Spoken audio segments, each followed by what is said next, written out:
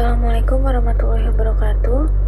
Perkenalkan, kami dari kelompok 13 ingin mempresentasikan tentang makalah kami tentang analisis evaluasi kinerja portofolio saham dengan menggunakan single index model pada saham indeks MNC 36.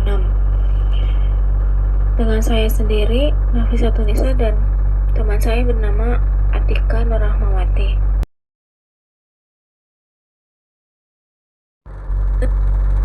Pendahuluan. Investasi merupakan suatu kegiatan yang berkaitan erat di dunia ekonomi dan bisnis. Pada dasarnya, investasi dapat diartikan sebagai penanaman dana untuk satu atau lebih aktiva yang dimiliki dan biasanya berjangka waktu lama dengan harapan akan mendapatkan keuntungan di masa yang akan datang. Penentuan portofolio yang optimal merupakan sesuatu yang sangat penting bagi kalangan investor institusional maupun investor individual. Portofolio yang optimal akan menghasilkan return yang optimal dengan risiko moderat dan dapat dipertanggungjawabkan. Tujuan membentuk portofolio adalah meminimalkan risiko investasi melalui diversifikasi. Masalah utama dalam portofolio adalah bagaimana investor memilih dan menentukan kombinasi terbaik antara tingkat pengembalian dan risiko agar terbentuk portofolio yang optimal sehingga diperoleh return yang besar serta risiko yang paling minimal atas kumpulan saham-saham dalam portofolio. Portofolio dikategorikan efisien apabila memiliki tingkat risiko yang sama, mampu memberikan tingkat keuntungan yang lebih tinggi atau mampu menghasilkan tingkat keuntungan yang lebih tinggi, atau mampu menghasilkan tingkat keuntungan yang sama tetapi dengan risiko yang lebih rendah.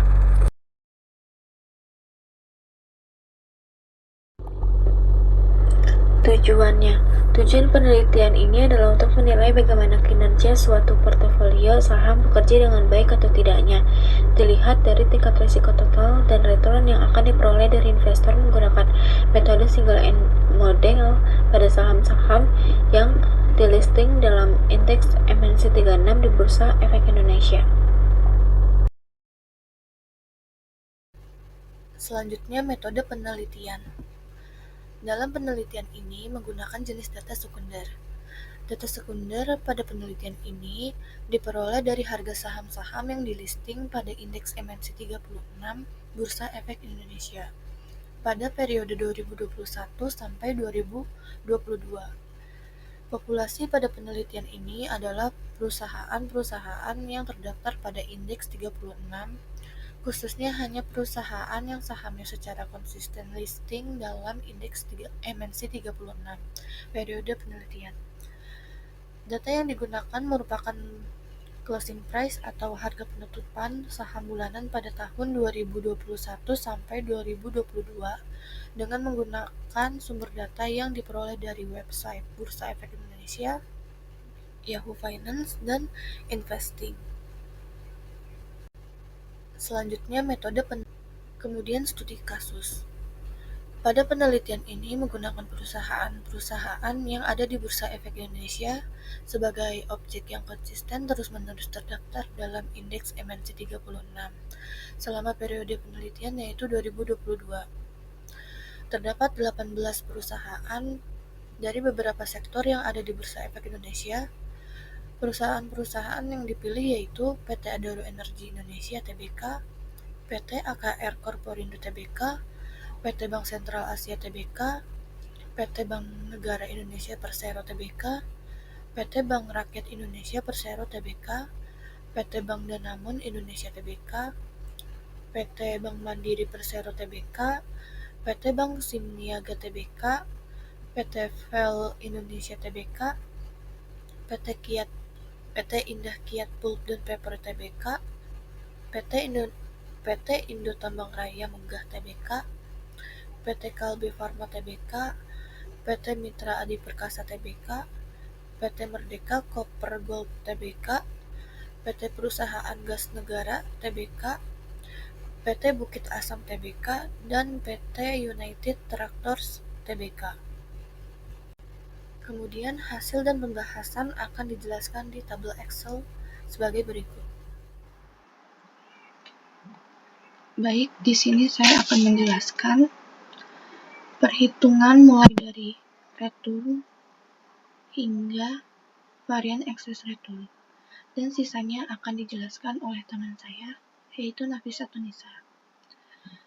Bisa dilihat di sini, ini merupakan data harga saham yang diambil melalui web Yahoo Finance.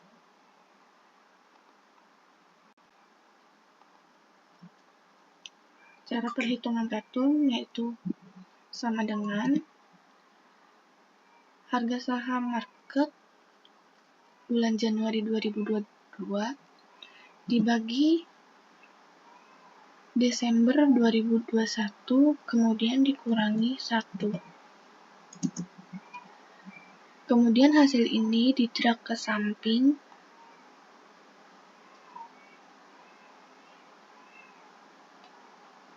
kemudian di-drag ke bawah. Maka didapatkan hasil return sahamnya seperti ini. Kemudian cara mencari perhitungan expected risk free, kelompok kami menggunakan nilai 3,5 sebagai expected risk free. Berhubung ini mencari datanya bulanan, maka sama dengan 3,5% dibagi 12. Maka didapatkan hasil perhitungan risk free-nya 0,0029166667. Kemudian untuk mencari excess return-nya yaitu sama dengan nilai return saham ini dikurangi expected risk free-nya, yaitu enter. Kemudian hasil ini di-drag ke samping.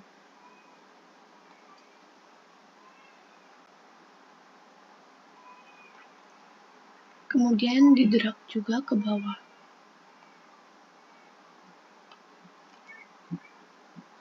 Maka didapatkan hasil excess return-nya sebagai berikut. Kemudian, untuk mencari excess return pendekatan average, menggunakan rumus dari Excel yaitu sebagai berikut. Itu sama dengan average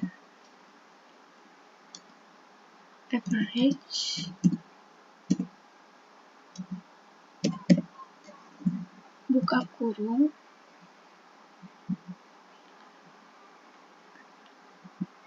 return harga market MNC 36 kemudian tutup kurung. Hasil ini di-drag ke samping.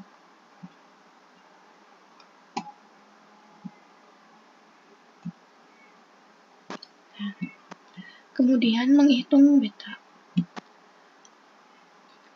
itu menggunakan rumus dari Excel juga, yaitu sama dengan slope buka kurung nilai X-nya itu PT ADRO, kemudian Y-nya itu harga market.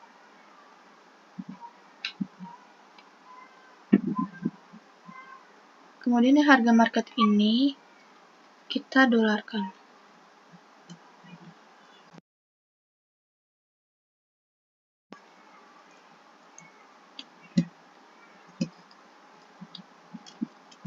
Tutup kurung. Enter. Jika rumus ini benar, maka nilai yang di sini itu 1.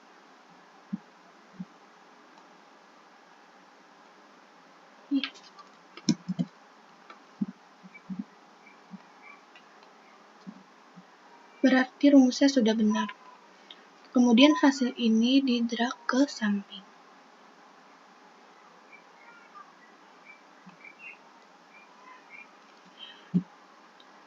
maka didapatkan hasil betanya seperti ini. Kemudian, untuk mencari excess return to beta,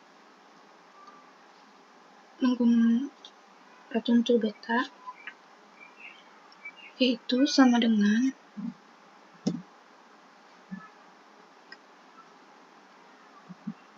excess return pendekatan average dikurangi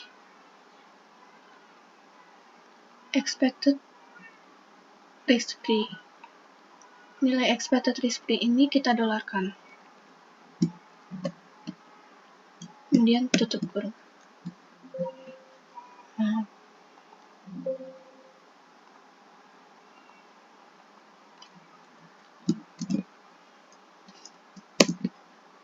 Maka didapatkan hasil excess return to betanya seperti ini.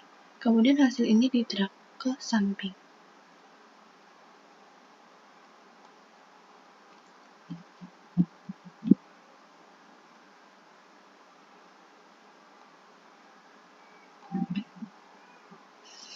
Kemudian, untuk mencari perhitungan standar deviasi menggunakan rumus dari Excel, yaitu sama dengan STDEV buka kurung return harga saham market MNC 36, kemudian tutup kurung, enter.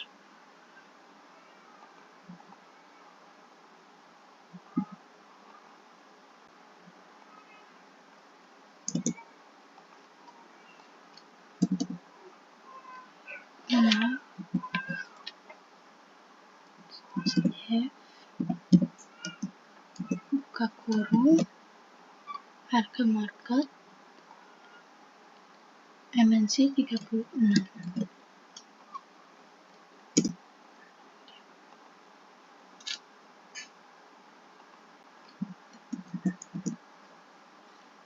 Kemudian hasil ini di-drag ke samping.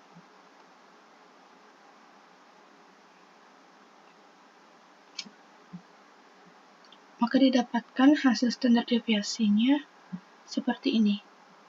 Kemudian untuk mencari varians, yaitu sama dengan nilai standar deviasi ini dipangkatkan 2. Maka didapatkan hasil ini. Kemudian hasil ini di-drag ke samping.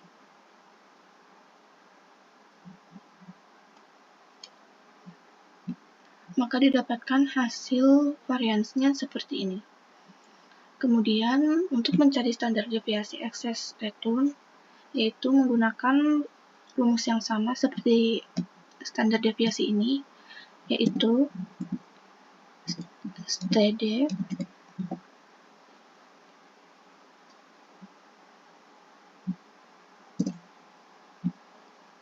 buka kurung, kemudian menggunakan ini, kemudian tutup kurung, enter. Kemudian hasil ini juga di-drag ke samping.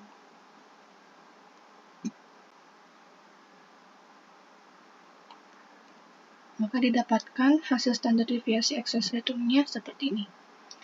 Kemudian untuk mencari varian excess return, yaitu sama dengan standar deviasi excess return dipangkatkan 2, enter. Kemudian hasil ini di-drag ke samping.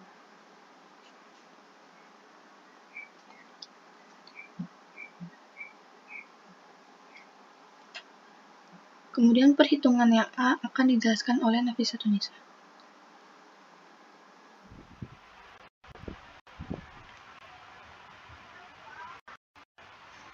Dan untuk hasil dari A ini diambil dari excess return dikurang expected risk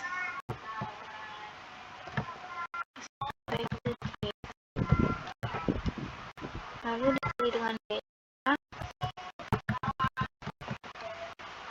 dan dibagi dengan variance excess return, dan hasil segini.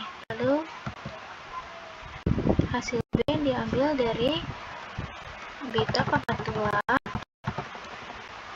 dibagi dengan variance excess return.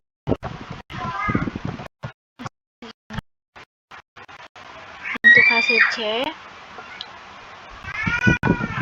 diambil dari variance dikali nilai A dibagi dalam kurung 1 ditambah variance dan dikali dengan hasil B. Jadilah hasilnya segini. Untuk hasil Z diambil dari beta dibagi dengan variance excess return dikali excess return dalam kurung excess return dikurang expected risk free, lalu dibagi dengan beta dan dikurang dengan cut off.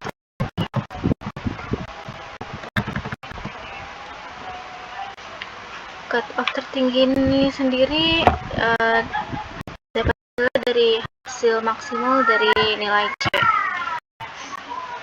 Dan untuk mengambil hasil nilai W itu nilai Z dibagi dengan sum Z.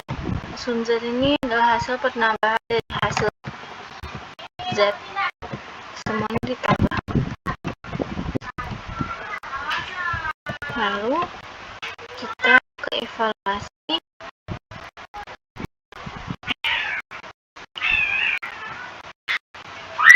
Nah, ini diambil dari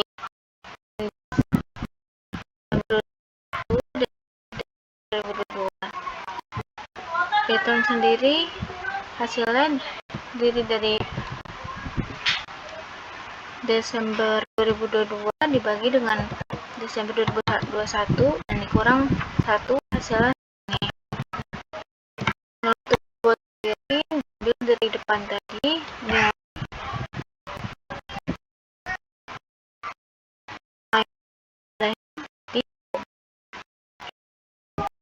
bila hasilnya 100% dan return menggunakan dari hasil ini dan bobot dikali return hasilnya didapatkan dari hasil perkalian bobot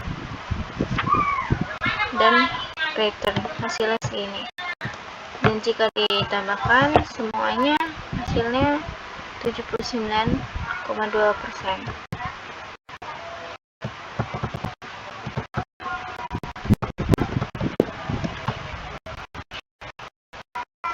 Sekian dari kelompok kami, kurang lebihnya mohon maaf. Wassalamualaikum warahmatullahi wabarakatuh.